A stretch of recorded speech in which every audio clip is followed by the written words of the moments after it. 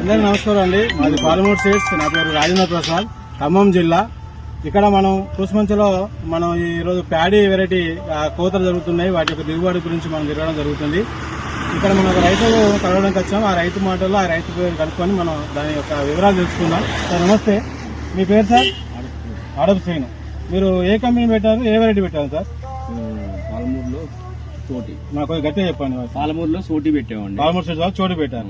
మీరు మీ ఊరు? కూసుమంచే, ఖమ్మం జిల్లా.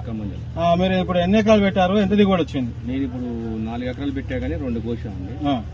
అది 42 బస్తాల లెక్క ఎకరం వచ్చింది. 42 బస్తాల లెక్క మీకు వచ్చింది. అంటే మీకు మిగతా వాటి కన్నా ఇది కొంచెం మంచిగా అనిపించిందా? ఏమైనా రోగాలు బాగా వచ్చినాయా? మామూలుగా ఒకసారి మందు కొట్టారు, మీకు రోగం అనేది పెద్దగా ఏం లేదు. అడుగు మందు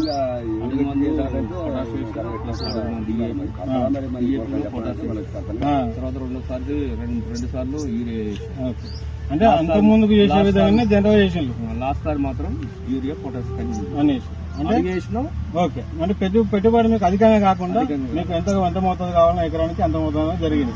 అని మీకు అంటే రోగాలు రాకుండా కొంచెం నిలబడేది కాబట్టి హైట్ బాగా వచ్చింది సార్. కొంచెం మీడియం వచ్చింది, మీడియం హైట్ వచ్చింది. దీనిలో మీకు గొలుసు ఎట్లా ఉంది? పొడుగుందా? అంటే ఒక 340